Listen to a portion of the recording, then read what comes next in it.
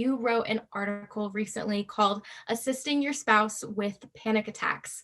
I feel like the title is kind of self-explanatory, but you just go so in depth into panic attacks, what it's like to be on each side of that, and kind of a way to really get through to your spouse when they're experiencing that kind of anxiety. I was telling you before we started recording that I struggle really a lot with anxiety, and I know the people who are tuning in know that about me too. And I have experienced having panic attacks with my husband standing there with that like powerlessness, and me feeling like, oh my gosh, like I want to explain to him what's happening and what to do and all this stuff, but I can't even think about that right now. And it is so overwhelming for both sides. And so I loved that you wrote this article from such a different perspective, really speaking to that. But let's kind of start with the basics. The people who are watching who maybe don't even know what a panic attack is. What are panic attacks? Where do they come from? What is it chemically and, in your brain?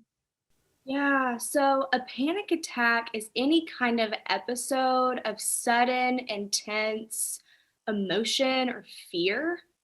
So I think I mentioned in my article that, you could be driving, you could be sitting in your room. It doesn't necessarily have to have any particular location, but that can kind of be this just overwhelming experience. And a lot of people may experience symptoms like their heart racing really fast or sweating, nausea, chills, that just kind of these hot flashes, shakiness, that it's this very physical response that's happening.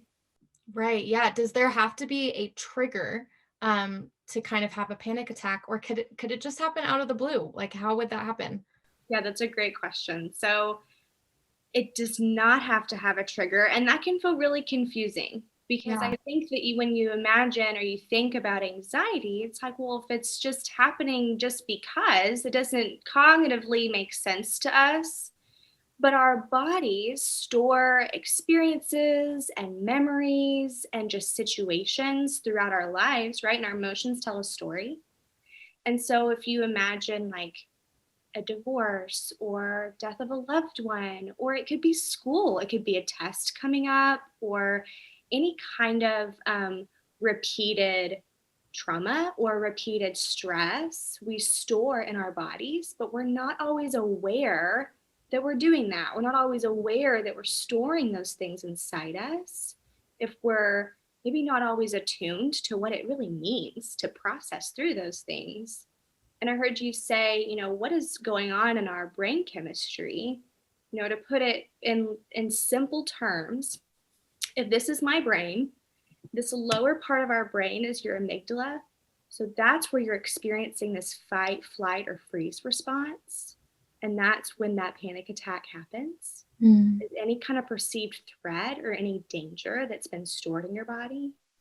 And underneath here is your limbic system, your emotional processing center. And then on top here is your prefrontal cortex, this front part of your brain. So that's where your cognitive processing, critical thinking, problem solving. But when a panic attack happens or we perceive any kind of threat or danger, our brains go offline, which makes sense as to we're not able to reason with ourselves or calm ourselves down in the moment or make sense of the experience that's happening to us because we don't have the access to that part of our brain. Yeah, absolutely. So, can you kind of expand on this fear of losing control and even dying? I mean, it just sounds so crazy to think about right now, but in the moment, in the middle of a panic attack, will you just expand on feeling like you're dying? Yeah, especially if someone's never experienced a panic attack before and like they're waking up in the morning and they experience something like that, or they're driving down the road and like we talked about, there's no particular trigger. The symptoms that occur can really feel like they're having a heart attack, right? When their heart's beating really fast or they feel like they can't breathe, there's just a lot of shortness of breath.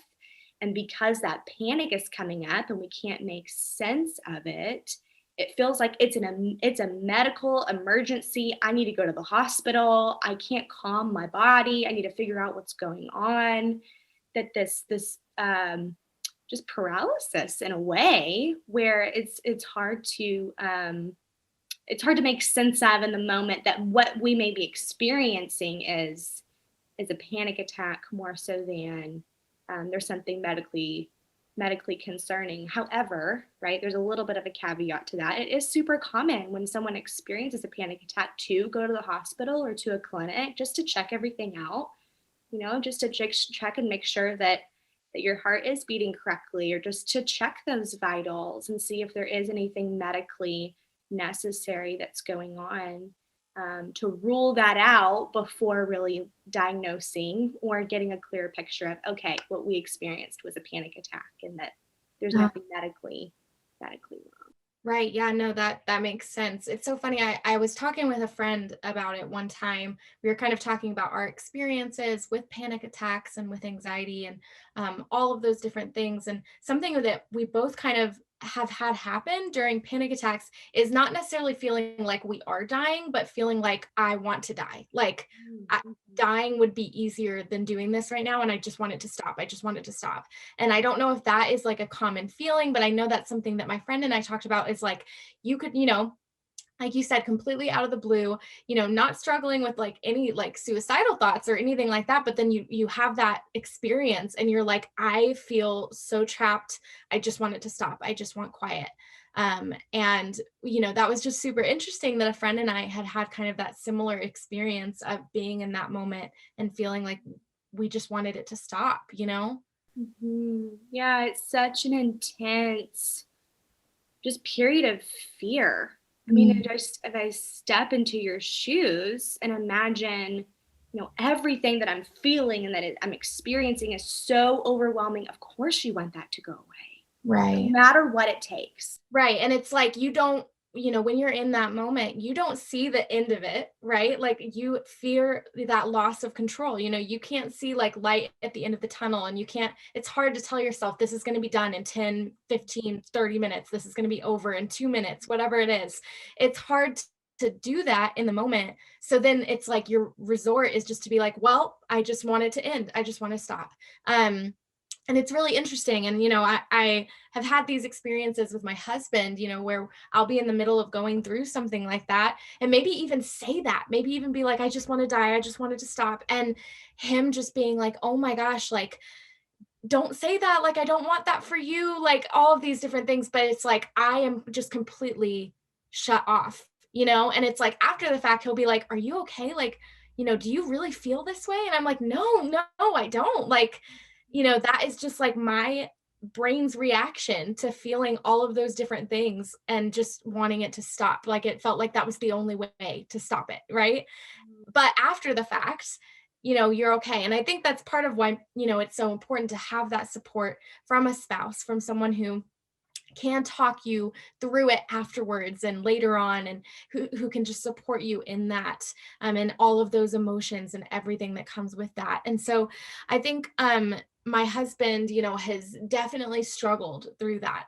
And it's taken years for him to be able to feel confident in situations like that. And so let's kind of break it down with the spouse's perspective and them assisting those who are going through a panic attack. So what does it kind of mean, and you touch on this a little bit in the article, to be caring for yourself as the spouse in order that you can care for your person who is having a panic attack? What does that look like? Yeah. And I think, as you talk about your relationship with your husband, he is your primary attachment person. You guys have such an intimate and close relationship. So when he sees you in distress, there may be a bodily response that happens in him too, right? Where it may not be the same experience of panic, but just along with that sense of powerlessness of, my body's activated, my heart's beating really fast and wanting to care for you. And chemistry wise, there's this thing called mirror neurons. And so it's a way that our brains are empathically connecting with the other person. So it makes sense that his body would be experiencing something alongside you. And it's really important to know and pay attention to that, because as he notices and builds the awareness of what's happening within him, his own calm activates those mirror neurons to then help you calm. And so deep breathing, and even just, visibly breathing. It doesn't even have to be this voice of like, okay, take breaths. But as he's breathing and you seeing him or making eye contact with him may also help you regulate and breathe as well. Yeah. Why should kind of a spouse avoid using terms like calm down in the middle of their spouse experiencing a panic attack? Right, right. I think that is, as well, firstly, as women, I imagine husbands, and a lot of us, when we're trying to help someone, and it could be out of our own discomfort and can be out of just wanting the situation to stop because we see someone we care about in distress, to um to say things like calm down or stop panicking, very logical, very reasonable requests. So when I say, don't say something like that, it's not that trying to calm down your spouse is a negative thing. But if we think about our brains, our right brain is very emotional and very abstract and is really what is more online when we're in a state of panic. And then our left brain is much more logical and is able to reason. So when we're saying things like calm down or stop panicking, it's that left brain that we're speaking to, or that reasoning, that prefrontal cortex. And our brains, when we're panicking, can't register that information. So there can't be like this immediate response to your spouse saying something like calm down, or even it's okay, or trying to reason with maybe your experience as you're in a state of panic. Right. No, that's so good. That's so good. So, does every panic attack look the same for every person? And, does the spouse in each situation need to respond the exact same way? Yeah, it's a great question. And the simple answer, the short answer is no, they don't look the same. I mean, research has shown that panic attacks can be an average of 10 minutes, but some people experience shorter times than that and others longer. And it depends on the frequency of those panic attacks and maybe the nature of what's being stored in a person's body as to how they're manifesting with what they're carrying, or why those panic attacks may be surfacing. Um, and as far as the spouse in helping their wives, I think that when it comes to our brain chemistry and the deep breathing, I would say that's consistent across the board, where all our bodies kind of function similarly as to what calms us. But as far as that encouragement and validation, absolutely it varies across spouse to spouse. Because what my spouse tells me and encourages me and calms me with his words and his affirmations is going to be different than what your spouse says to you as well, because of his care and the knowing that he has of you and your heart and what you need. Yeah, yeah, absolutely. So, how could a spouse who is, sitting with their spouse experiencing a panic attack know when the panic attack is over? How do you know? Mm. Yeah, I think from what I've gathered, is that there's really this sense of tiredness, of exhaustion that comes from someone that's just finished a panic attack. They may want to sleep. They may still have a little brain fog, not really sure what just happened, but that you can visibly see that they're not in a state of panic anymore, where their breathing has slowed, but they may not cognitively fully be aware of why, even though they like to understand why, or really even articulate and make sense of what just happened. Yeah, no, I love talking about this because I feel like anytime that I sit down with a counselor to talk about something that I myself have experienced, I feel like I'm always like, oh, that makes sense that I felt that way, you know? And so at the end of, having a panic attack, and there's one specifically that I can remember that comes to mind, I was exhausted for like a day and a half, really. I mean, I was so exhausted and, just wanted to like lay on the couch with him and just like be held and just like go to sleep. And it's so fun just like talking about it and recognizing why my brain and my body reacted the way that they did after the fact, and kind of from there going into afterwards with the husband or wife who is kind of supporting their spouse.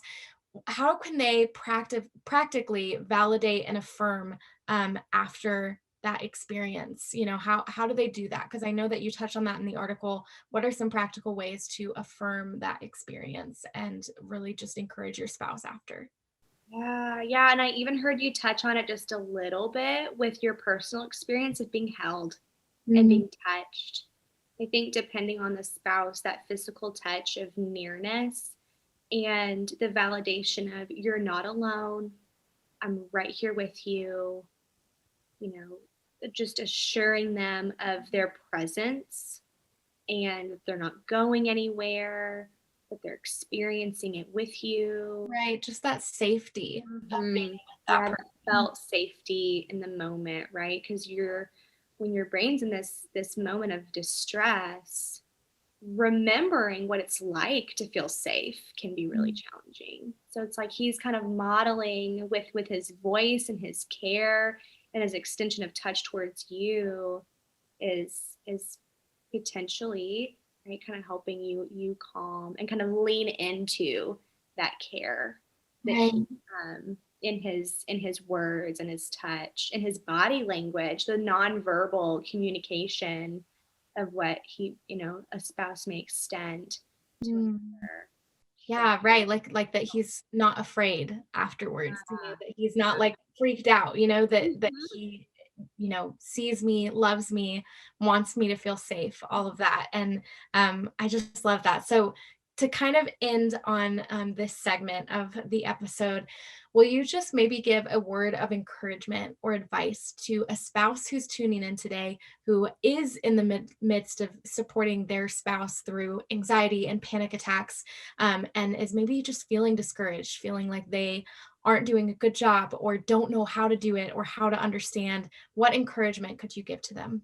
yeah, I think first I'd say, of course you feel that way. And it makes sense. It makes sense that there's this feeling of powerlessness, of feeling alone in your experience, especially as maybe your spouse is feeling alone, where it's maybe this intense, sudden moment of disconnection, and you want to do everything you possibly can to reconnect that. And especially if, your spouse is having repeated attacks, that there's this repeated sense of, well, I'm not doing enough, or, well, what else can I be doing, or trying to make sense of, or how can I stop this? All common questions. And I think really, I mean, as we've been talking about that validation and really knowing your spouse, and as they are probably feeling in their distress, really alone and wanting it to go away and wanting it to stop, that your presence and them experiencing that felt safety with you, just you sitting next to your spouse and choosing not to walk away or even to leave the room or to shut down yourself, but to experience that and to be in it with them, says more and is more powerful really than any words that you could probably put to that in that moment. I know that doesn't necessarily stop maybe any discomfort, even as you may be hearing this of practically maybe what that's like for them. But the presence and the felt safety and not being alone is more powerful than anything else. That empathy that you're extending to them. Right. Yeah, no, that's so, so good, Brittany. Thank you so much for covering that with us. It's been a long time since I've had a bad panic attack. But just knowing that my spouse, that my husband is going to be present if or when that happens again, there's so much comfort in that for me, being on that side of things. And, for my husband, just feeling like I want him there, is so special to him, that he is going to be that safe person who I can be with and who can hold me afterwards. And, that is important to him. And so I just love the way that you approach this topic, and loved getting to read that. So thank you for sharing that with all of us, Brittany.